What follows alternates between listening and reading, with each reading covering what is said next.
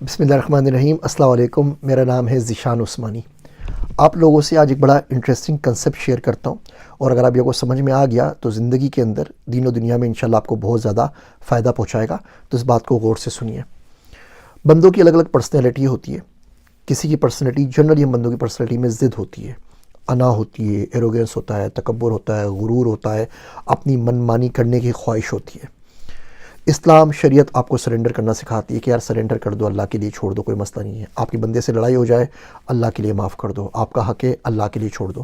حدیث شریف میں آتا ہے کہ کوئی بندہ لڑائی میں حق پہ ہونے کے باوجود اگر اپنا حق چھوڑ دے کہ لڑائی ختم ہو جائے تو جنت کے بیچوں بیچ وہ مجھ سے گھر لے لے، تو آپ کو گھر کی گارنٹی مل رہی ہے۔ آج آپ کو بولے کہ بندے بھائی لڑو مت، گاڑی والے سے آپ کو میں ڈیفینس میں پلاٹ دیتا ہوں، تو بڑے آرام سے لڑائی بھی چھوڑ دیں گے، اس کو جا کے بلکہ اس کے ہاتھ پاؤں چومنے لگ جائیں گے۔ یہاں آپ کو جنت کی گارنٹی مل رہی ہے، نبی پاک حضور اقدس صلی اللہ علیہ وسلم سے مل رہی ہے، اور ہم لڑائی نہیں چھوڑتے۔ تو جب بھی زندگی میں آیا کوئی لڑائی آئے، کوئی فساد آئے، کوئی مسئلہ ہو، تو یہ دیکھیے کہیں ایسا تو نہیں ہے کہ آپ اپنی ضد کے اوپر لڑے ہوئے ہیں۔ کیا ایسا ہو سکتا ہے کہ آپ سرنڈر کریں اور آپ کا مسئلہ حل ہو جائے؟ میرا ایک دوست ہے عبداللہ، اسے بڑا انٹرسٹنگ مجھے بات سمجھائی۔ وہ کہنے لگا کہ بچہ کسی چیز پہ ضد کرتا ہے، وہ کبھی کبھی ضد کرتا ہے، چیز اچھی ہوتی ہے، ماں باپ دلا دیتے ہیں، لیکن وہ کسی ایسی چیز کے لیے ضد کر رہا ہے جو اس کو نقصان دیتی ہے، تو اس کی ماں جس کی گود میں وہ بیٹھا ہوا ہے وہ بھی اس کو وہ چیز نہیں دیتی۔ بچہ بیٹھا ہوا ہے اور آگ کی طرف جا رہا ہے، لپکتا ہے اور کوشش کرتا ہے کہ وہ باربیکیو ہو رہا ہے تو کوئلہ اٹھا لے یا وہ آگ کے اندر ہاتھ ڈال دے، تو ماں منع کرتی ہے بیٹا ادھر مت جاؤ۔ بچہ پھر ضد کرتا ہے تو ڈانٹ دیتی ہے، منع کیا نا، سمجھ میں نہیں آتی بات، ادھر نہیں جانا۔